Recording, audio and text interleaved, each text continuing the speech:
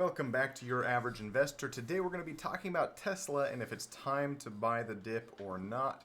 As always, we're going to go over some technical analysis, some fundamental analysis, and talk about the company generally. If you haven't already, please subscribe. Helps out the channel quite a bit as we're working on monetizing this channel. We've got some fun surprises planned, especially with our first one at 100 subscribers. We've got a big announcement there. And then on and on as we continue to grow. So let's take a look here at Tesla. First off, let's just look at the long-term chart. Tesla IPO'd 10 years ago next month in June of 2014, so 10 years ago next month. And adjusted for their couple of stock splits they've done, the IPO was about $14 per share. Since then, it has gone up remarkably to over $400 a share, sitting right now at about 177. So if we take 177 divided by 14, it's up about 12x since IPO. Not too shabby at all. And in fact, you could have gotten it as low as $9 a share in 2016.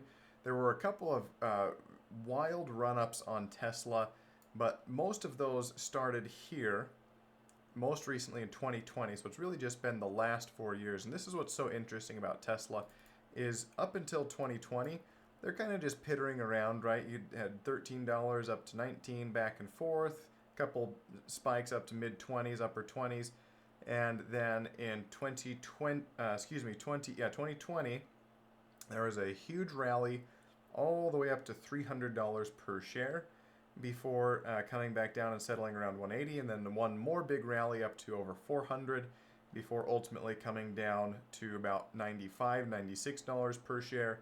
And then now they moved back up to almost 300 and now down to 177.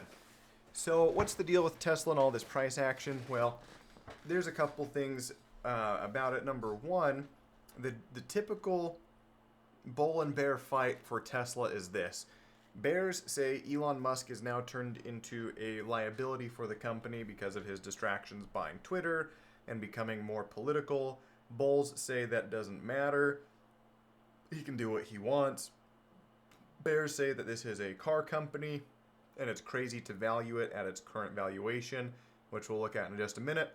And the bulls say, no, it's actually a tech company. They've got software, they've got hardware, and they've got a whole lot more than just being a car company.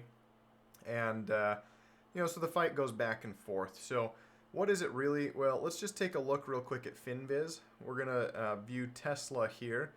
And as you can see, their sales this last year were almost $95 billion. And they were profitable. They had an income of $13.5 billion. Their PE is about 45, which is incredibly high for a car company, right? So if we look at Ford as an example, Ford's got a PE of 12.5. If you want to look at like General Motors, here's General Motors here with a PE of 5.5. And so to look at something like Tesla, right, it's obviously being valued like a tech company or even more like a growth tech company, right? So like here's Microsoft as an example with a P/E of 36.4. And so Tesla's being valued right now as a tech company. And so that's where the debate really hinges is, are they a tech company? Are they a tech company in their growth phase? Or are they in fact just a car company that can't deliver on full self-driving and a bunch of other promises, right? Those are the bear cases, what the bears are saying. And it's up to you to decide. We'll go into some reasons why we think it is more than just a car company. And full disclosure here, I own a decent number of shares of Tesla. It's more than a small part of my personal portfolio, and so obviously I'm a little bit biased there. That being said, I would not be buying Tesla today at $400 a share. Where it's at 177 or 178, it's kind of interesting. Now, short float, not a whole lot. There's a little bit of short interest in Tesla, not terribly so. I think Bill Gates might actually be short Tesla, but I don't know if he ever closed that position or not. Now, here's some other things that are interesting, right? Let's take a look at financials 2022. They had total revenue of 81, so that's going to be 8.1 billion, right? So if you come up here, excuse me. No, that's sales of 94 billion. So this is going to be 8.81 billion right here. And then 2023, 96 billion. Trailing 12 months, 94 billion. I'm kind of wondering if that is... Yeah, that would be accurate. Okay. Yep, I thought my math was off, or I was looking at this wrong, but no, that's accurate. And gross profit been profitable for the last 3 years, but this is one of the reasons that bears are, or people are a little concerned about Tesla is even though the revenue is growing, the profit margin is shrinking. You can see here it went from 20 billion to 17.5 to 16.8 in the trailing 12 months. And one of the reasons for that is, I mean, there could be slowing demand, but that would also indicate lower revenue, right? The revenue is actually going up, but the gross profit is going down. One of the primary reasons for that is Elon Musk continues and Tesla continue to lower the price of their vehicles.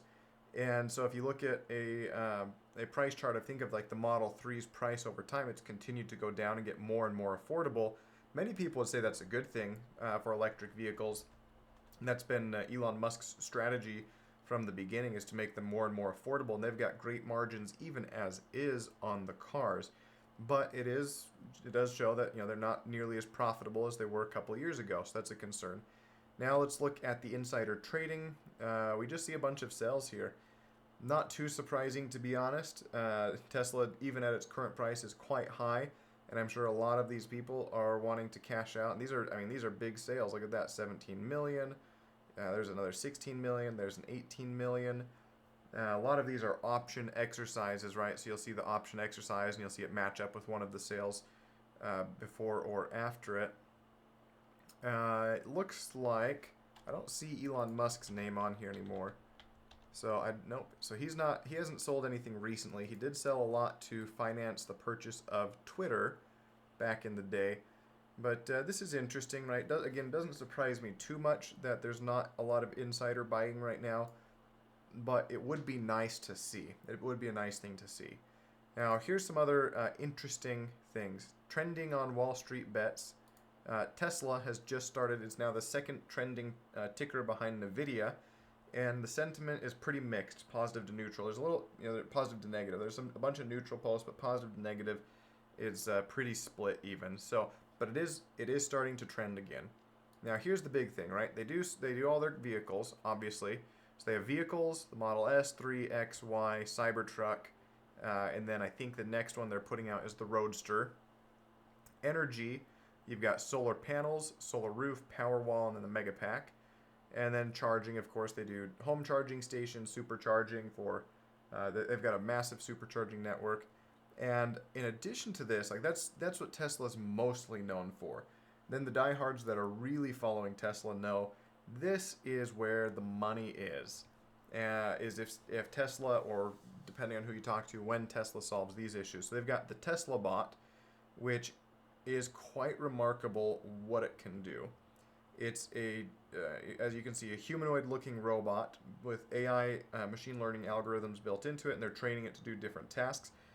And in some of the Tesla gigafactories, they have these Tesla bots working alongside humans. I don't think they're working at like what I would call production capacity, but they're more working in the sense of it's helping train the bot, and at least they're doing something.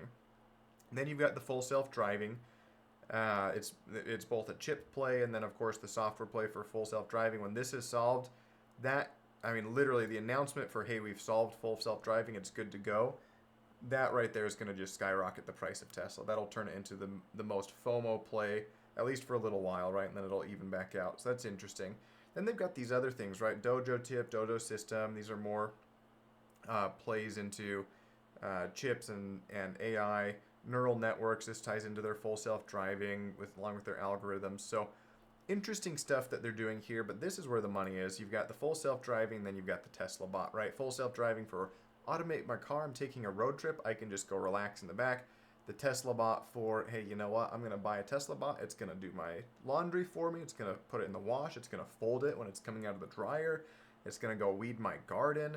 I don't know. The things that you could do with the Tesla bot, I mean, it kind of is reminiscent of iRobot, right? You've got, everybody has a robot in their home, and this is where I think it's really interesting. I don't know if I would fully commit myself to this statement yet, but I can see a version of the future where the Tesla bot becomes the next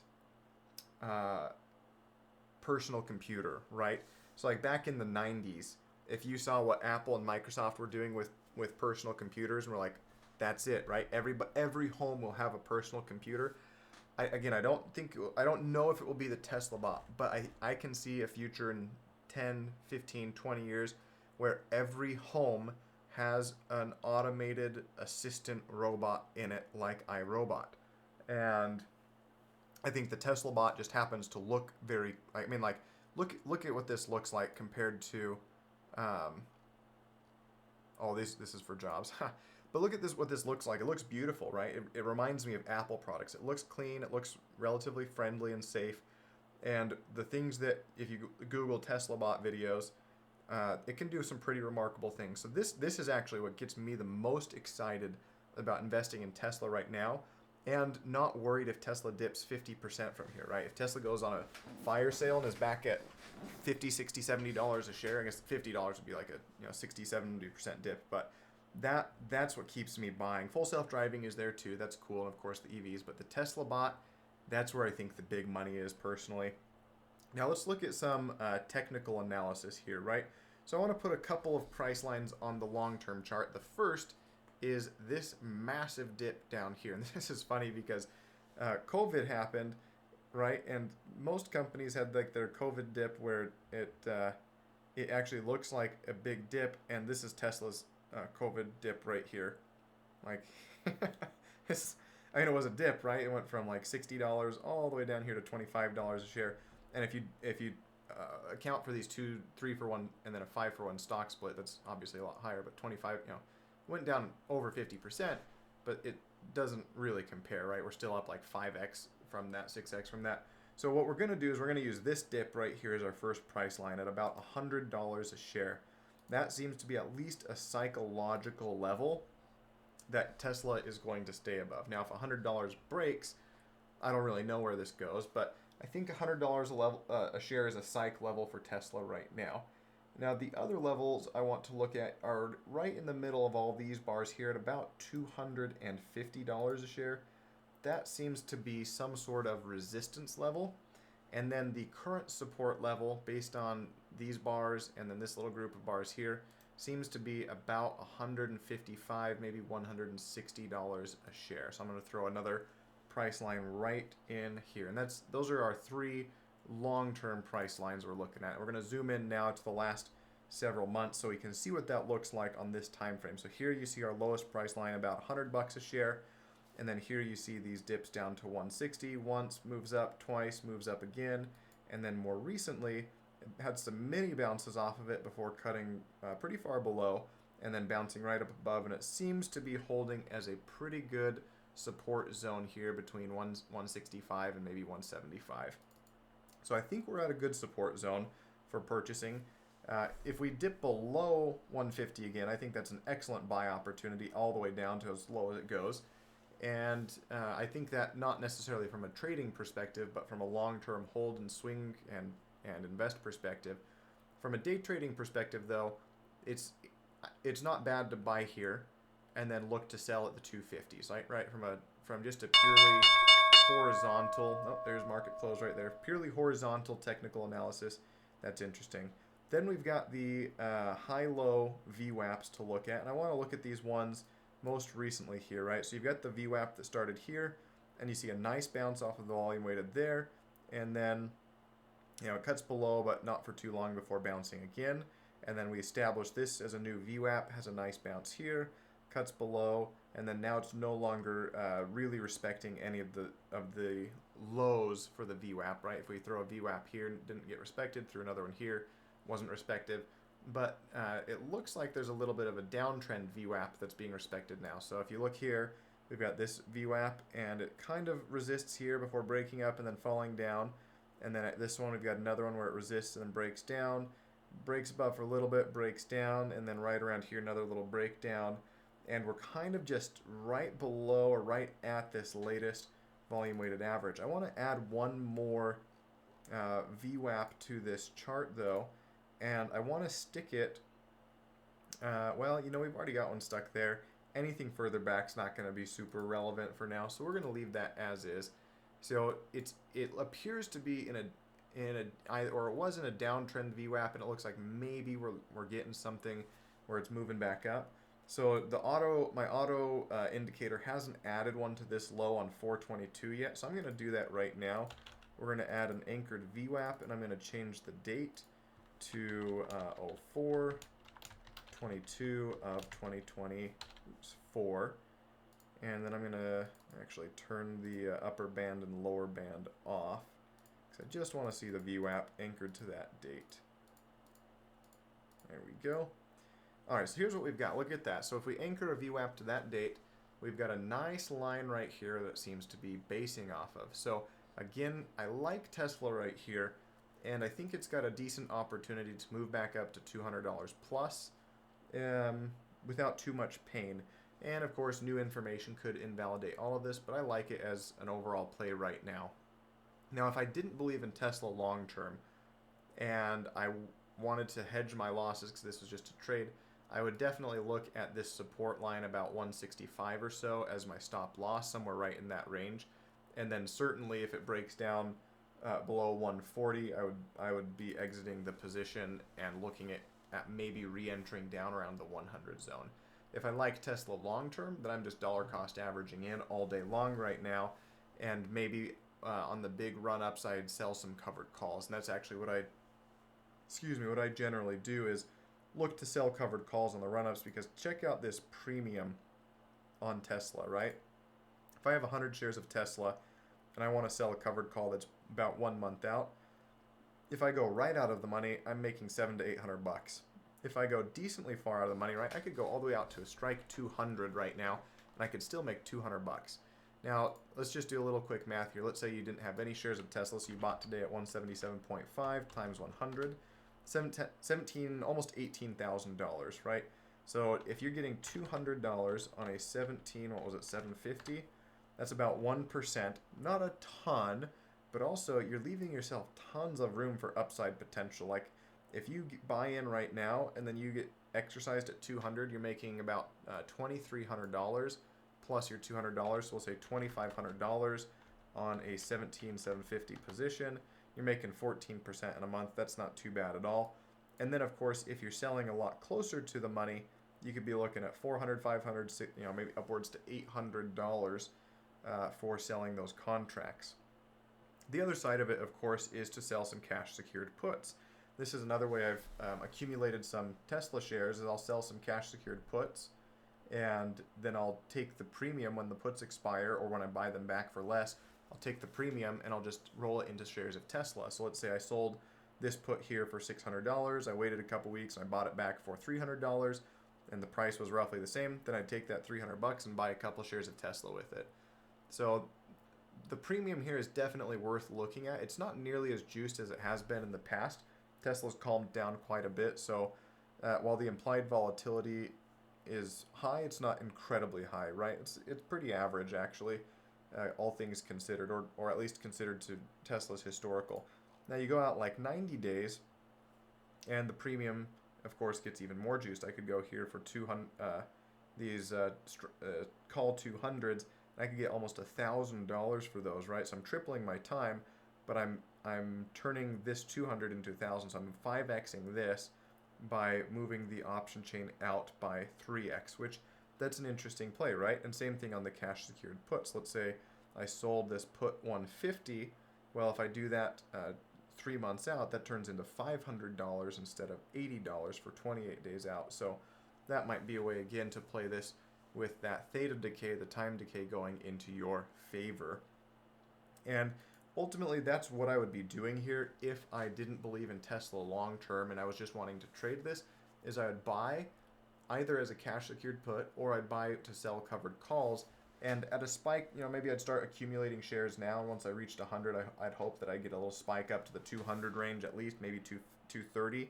And then I'd look to sell some covered calls.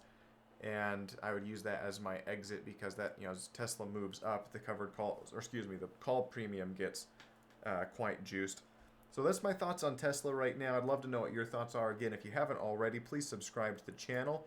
I'll be continuing to buy more and more Tesla. Just as a full disclosure, I buy Tesla almost every month right now. Really enjoy it as a stock and as a a long-term position as well as a position to generate some monthly income by selling covered calls. Let me know what you think, and I'll catch you on the next video.